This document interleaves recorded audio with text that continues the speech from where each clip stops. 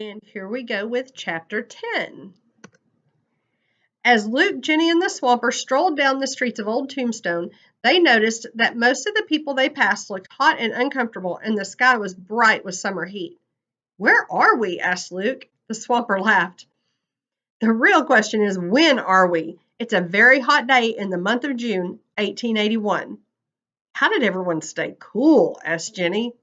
"They didn't," said the Swamper. "The air conditioning that you take for granted in your time is a long way off. We didn't even have the electricity to power a fan. During the summers, it was hot and people would sweat a lot. Our clothes would get soaked with sweat, and that's how we'd get cool." Sort of.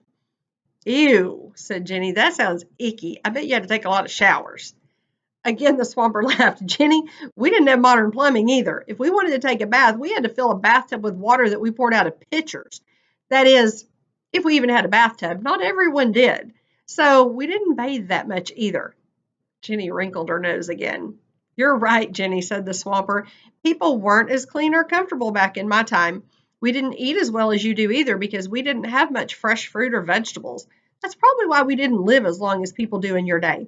Back then, if you made it to your 50s, you were pretty old. In your time, people in their 50s are still middle-aged. So the next time your mother gives you a hard time about not eating your vegetables, remember she's not doing it to be mean. She's doing it because she wants you to grow up strong and healthy so you'll live a long time." Luke thought about it for a moment. "So did you do anything to beat the heat?" "Well, just like in your day, we loved ice cream, and we ate lots of it in the summers. Of course, we didn't have all the fancy flavors that you had," said the Swamper as he winked at Luke. "And we built our houses a little differently. We put windows on each side of the room right across from each other. That way, when we opened them, the breeze would blow right through.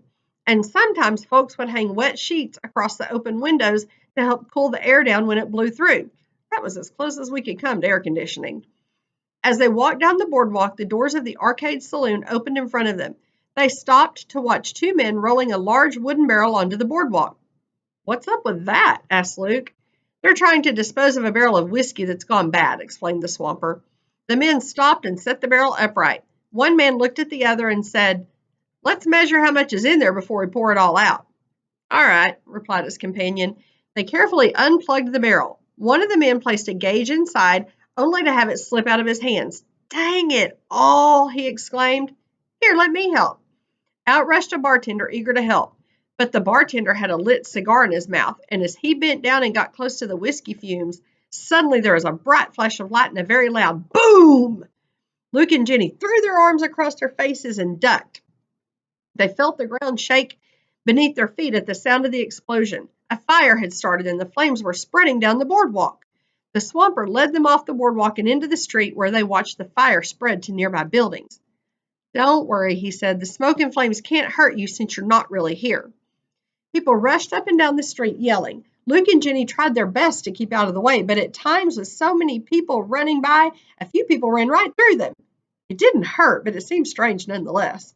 The fire spread quickly, fueled by the dry wood on the buildings.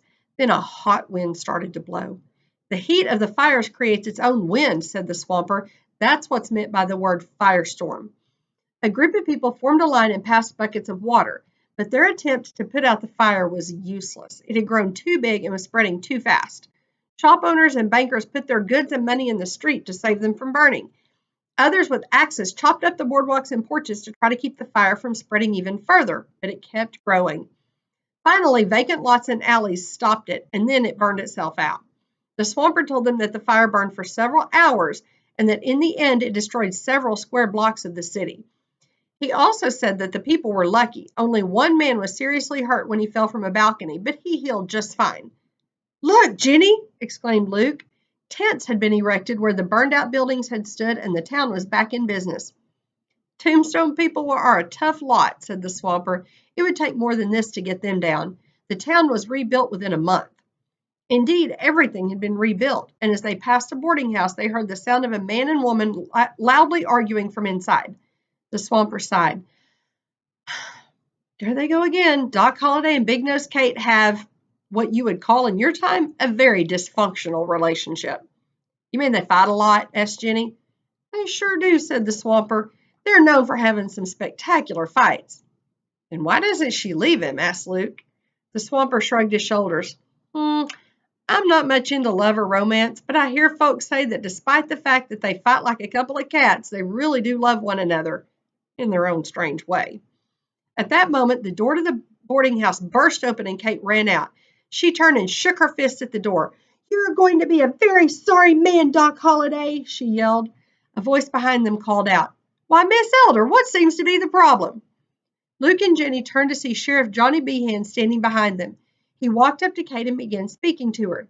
There, Kate, why don't you come with me and tell me about it?" As Kate and Johnny walked away, the swamper said, "It's now July 1881, and we're about to see some real fireworks."